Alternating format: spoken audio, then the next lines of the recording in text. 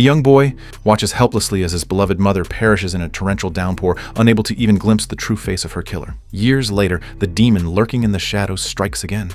This time, its target is the boy's remaining family. The ending of this film will absolutely leave you in tears. The story of the 2018 live-action film BLEACH begins with an extraordinary boy with bright orange hair. His name is Ichigo Kurosaki, and he was born with the gift or curse to see the souls of the dead. Out on the streets, a group of teenage delinquents on skateboards intentionally knocks over a bouquet of flowers left in memory of a deceased young girl. Without hesitation, Ichigo charges in and beats the thugs to a pulp.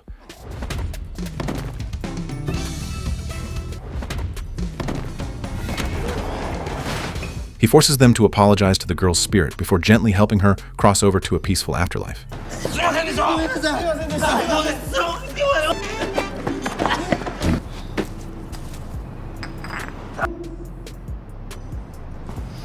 He may look like a hot-headed high school delinquent, but deep down he harbors an incredibly fierce desire to protect others. Returning home, Ichigo is greeted by his seemingly goofy but deeply loving father, Isshin Kurosaki, and his two mature younger sisters, Yuzu and Karin. Their loud and chaotic family dinners are the everyday moments Ichigo cherishes most. However, an immense spiritual pressure, Reiyatsu, lies dormant within Ichigo. This raw power acts like a massive bonfire blazing in the pitch-black night, constantly drawing in an unknown evil. As night falls, chaos erupts. A mysterious girl clad in a black kimono with a katana strapped to her waist suddenly appears in Ichigo's bedroom out of thin air. Her name is Rukia Kuchiki. She is stunned to find that Ichigo can not only see her, but can even physically touch her, a soul reaper. お主が向かう先はソウルソサエティ。地獄と違って来やすいところぞ。 Before either of them can process the situation, a blood-curdling scream pierces the night sky. A colossal monster known as Fishbone D smashes through the wall, its terrifying giant hand gripping Yuzu tightly.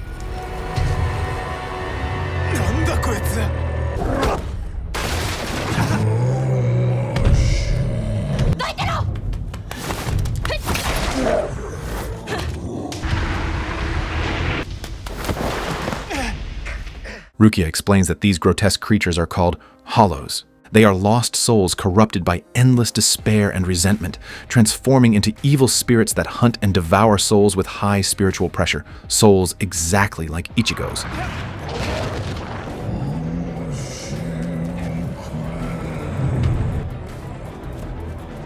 Rukia throws herself into the fray to save Yuzu from the hollow's jaws, but she is severely wounded in the ensuing battle, leaving her unable to fight.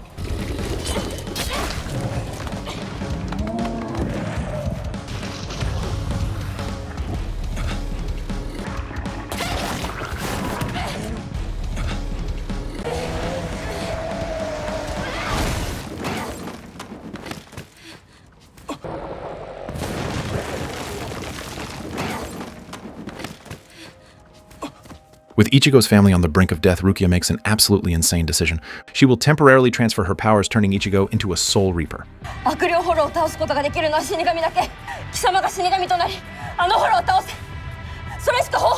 As Ichigo hesitates, Rukia grips the hilt of her blade.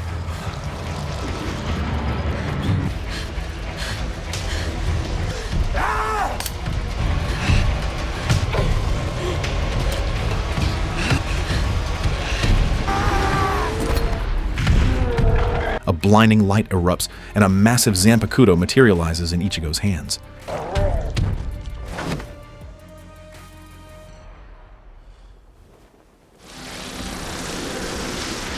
Now armed with the power of a Soul Reaper, Ichigo Kurosaki fights like a god of war. With a single, devastating slash, he obliterates the massive hollow and saves his sister.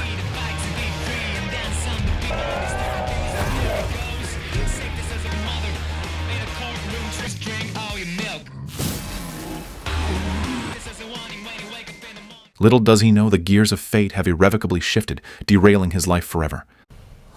The next morning, everything appears to have returned to normal.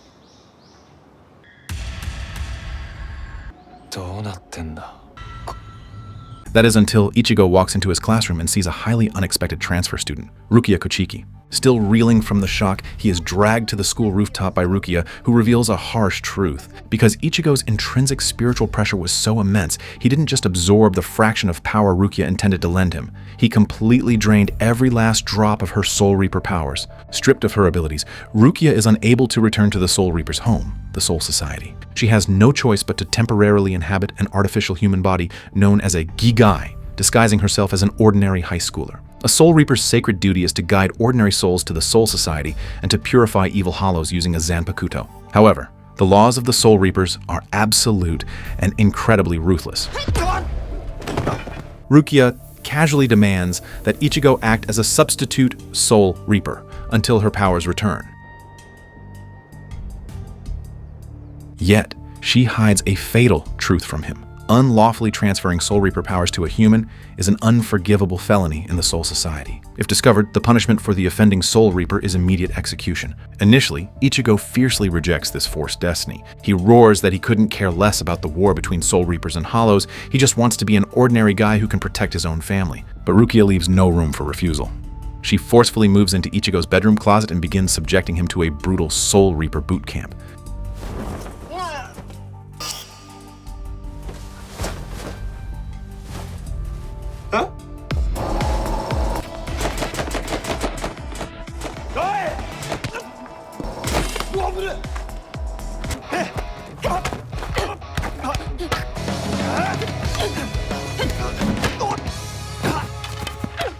Then one day, Ichigo's straight-A classmate Uryu Ishida unexpectedly reveals his true identity. Uryu is also capable of seeing spirits, but he is no Soul Reaper. He is a Quincy, an ancient bloodline of human warriors who hunt hollows to protect humanity, yet a clan that was once mercilessly slaughtered by the Soul Reapers themselves. Harboring a deep-seated hatred for Soul Reapers, Uryu recklessly shatters a specialized bait, intent on proving to Ichigo that Quincies are vastly superior.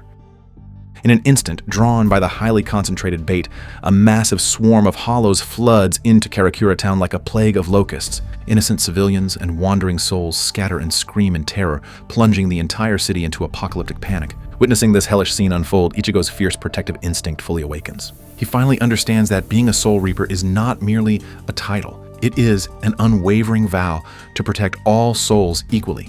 With a furious roar, he charges into the enemy lines, kicking off a high-stakes, adrenaline-fueled extermination battle alongside Uryu that is equal parts rivalry and uneasy alliance.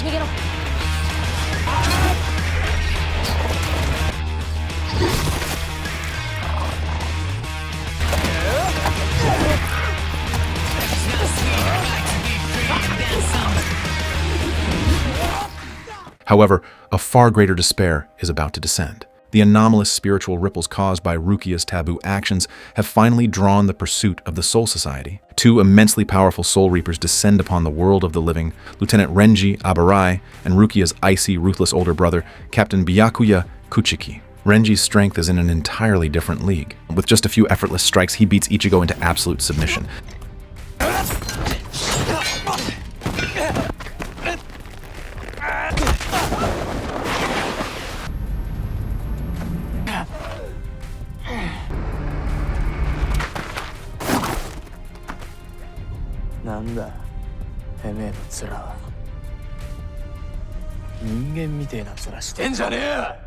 But what is truly chilling is Byakuya's demeanor. He stares down at Rukia with the dead, apathetic gaze reserved for a condemned sinner. He accuses her not only of unlawfully transferring her powers to a human, but of hiding inside a human shell. To Byakuya, Rukia has been infected by the lethal human poison known as emotion. On the surface, Byakuya appears to be an unfeeling executioner, viewing the human Ichigo as pathetic trash. Yet, he doesn't kill the boy on the spot.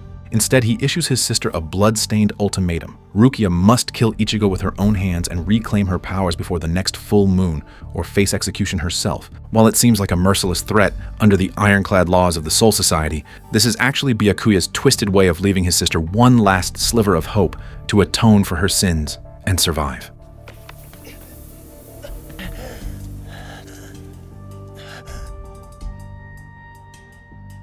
Faced with this horrific ultimatum, Rukia is trapped in a vortex of despair and agonizing inner conflict.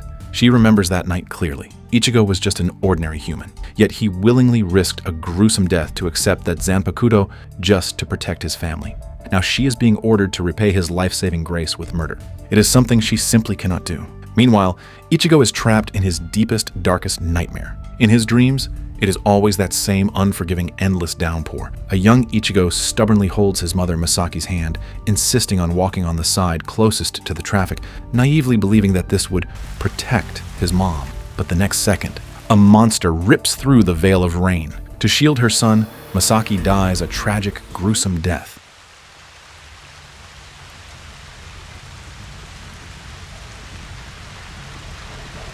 From that day onward, Ichigo's heart has been shackled by agonizing grief. He truly believes he is the sole reason for his mother's death. This bottomless guilt became the very core of his relentless obsession with gaining power and protecting those around him. Looking at his son swathed in bandages, his father, Isshin, offers no words of blame. Instead, with a heavy, profoundly sorrowful voice, he tells Ichigo that Masaki died to protect the son she loved most in this world. Isshin tells him that he should stand tall and be proud of that love, and never let his mother's sacrifice be in vain. The gears of fate grind together with unrelenting cruelty when Rukia reveals a terrifying truth that makes Ichigo's blood run cold. The true culprit who murdered his mother all those years ago was a horrific evil spirit known as the Grand Fisher. The Soul Society has been hunting it for exactly 54 years.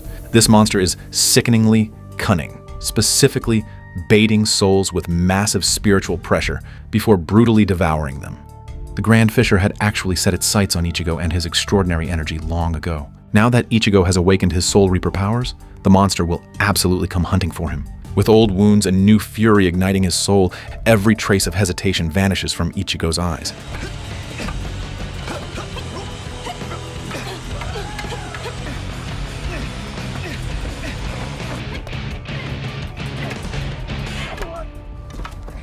To avenge his murdered mother, and to protect the Soul Reaper girl who has been silently shouldering the weight of a death sentence for his sake, Ichigo draws his Zanpakuto and makes a do-or-die wager with the Soul Society. He will personally slay the Grand Fisher, a beast undefeated for 54 years.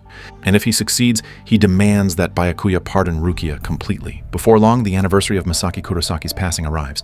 As they do every year, the Kurosaki family walks up the long, winding uphill path to the mountain cemetery to pay their respects. Although Isshin maintains his usual goofy demeanor, shamelessly making up excuses to send Ichigo back down the mountain to buy juice, the moment he stands before his late wife's tombstone, his eyes reveal an unmistakable, profound devotion. Gazing at her grave, he softly murmurs just how much he misses his beloved Masaki. However, this tender moment of mourning is violently shattered by a terrifying bloodlust. The sky suddenly darkens, and the monster that has lurked in the shadows for 54 years, the Grand Fisher, finally reveals itself.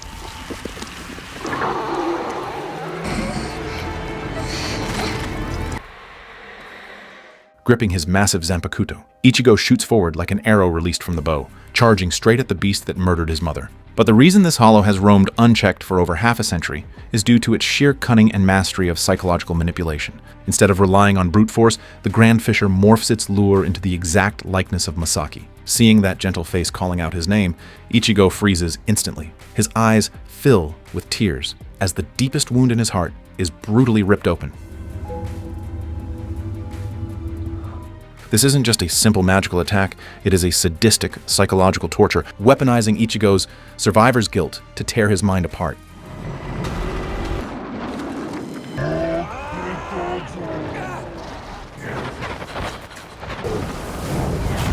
Capitalizing on Ichigo's paralyzed state, the Grand Fisher summons a devastating, terrifying tornado, attempting to level everything in its path.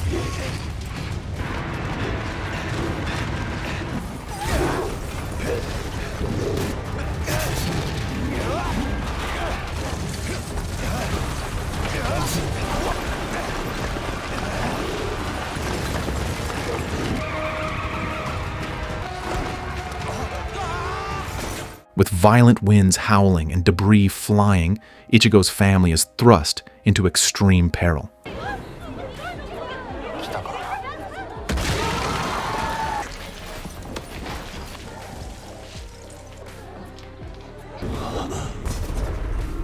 At the critical moment, Ichigo's best friend, Chad, steps up using his massive muscular frame as a human shield to desperately protect Yuzu and Karin.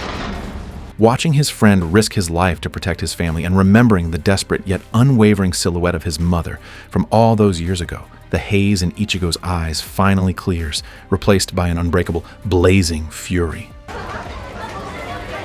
He completely sees through the illusion. That is not his mother. It is nothing but a vile demon.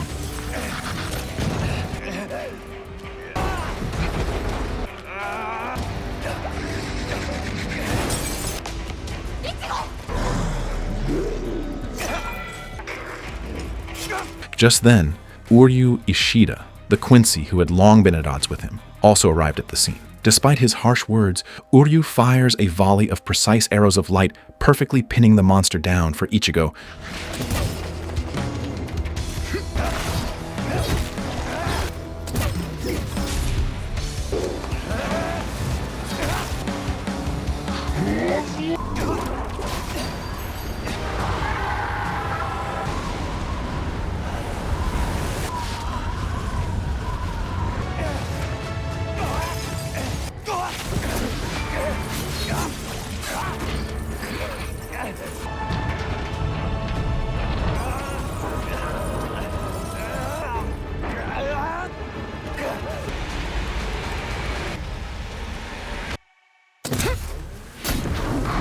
Seizing this fleeting vulnerability, Ichigo leaps high into the air with a deafening roar.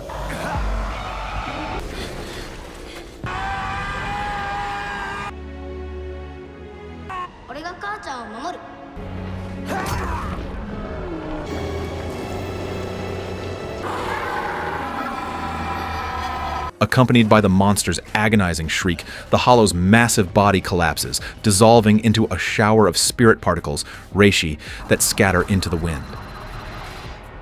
At long last, Ichigo has personally severed the nightmare that has haunted him for years, bringing salvation to his mother's soul. However, fate grants Ichigo no time to catch his breath. The moment the Grand Fisher fades into dust, the Soul Reaper Renji Abarai descends upon him like a phantom. Renji doesn't even view Ichigo as a threat. Wielding his Zanpakuto, Zabumaru, every strike he makes is lethal, swearing to execute this human who dared to steal a Soul Reaper's power on the spot. In this hopelessly mismatched battle, Ichigo is battered and bruised, his clothes soaked in blood. Yet every time he is knocked down, he grits his teeth and forces himself back onto his feet. That sheer tenacity, that unyielding resolve to protect Rukia, even at the cost of his own life, actually struck a faint note of alarm, even in Renji. Ichigo is no longer fighting just for himself. He is fighting for his life, for the girl who gave him her power and shouldered a death sentence in his place.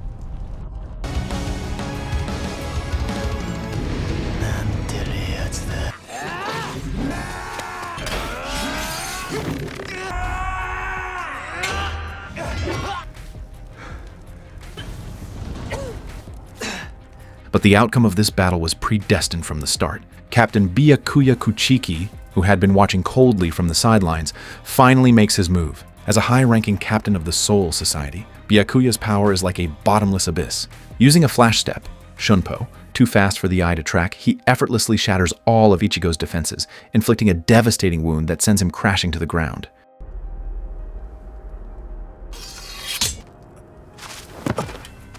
Ichigo couldn't even touch the hem of Byakuya's uniform, crushed in a pool of his own blood like an insignificant ant.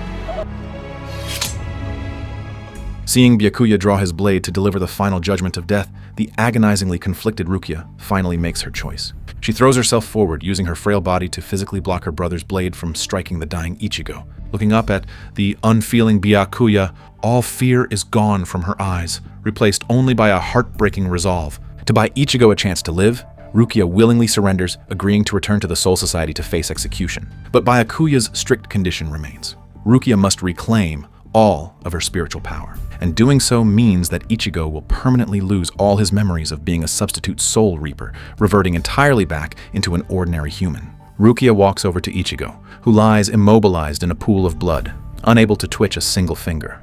She places her hand over his chest, forcing a facade of an annoyed, indifferent expression onto her face. Gazing down at the foolish boy who was willing to throw his life away for her, she softly delivers her final farewell. To spare him from the crushing weight of guilt, she deliberately spends her final moments complaining about how loud he is, how terrible his temper is, and scoffing about how sick she is of the human world. But the moment she draws her Zanpakuto to extract her spiritual power, her whispered farewell carries the deepest, most profound sorrow in the world. As his spiritual power is stripped away, the world before Ichigo's eyes begins to blur. In his fading vision, Rukia's face dissolves into motes of light before everything finally descends into utter darkness. A few days later, Ichigo wakes up in the comfort of his own bed. The sun is shining brightly outside. Yuzu and Karen are bickering as usual, and his father is still delivering his exaggerated, goofy morning greetings. The TV news broadcasts a report about a rare, localized tornado that struck near the cemetery a few days prior, noting that miraculously, there were no casualties. Everything seems to have reset to normal. Ichigo looks down at his hands, a slight frown on his face. He can't shake the feeling that he has forgotten something incredibly important. It feels as though he just woke up from a very long dream, yet no matter how hard he tries, he cannot remember the name of the girl in it.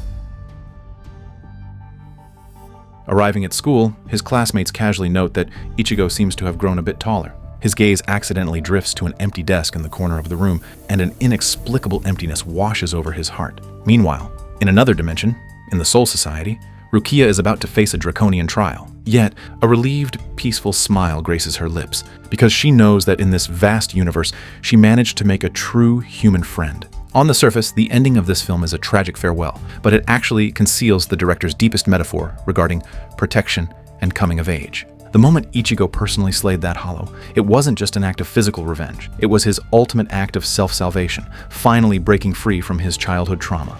And Rukia's act of erasing Ichigo's memories, while seemingly a cruel consequence of the Soul Reaper's ironclad laws, is actually the most profoundly poetic and tender gesture in the entire film. She would rather shoulder the heavy burden of her sins and walk toward her death entirely alone, just to hand the most ordinary, peaceful life back to Ichigo.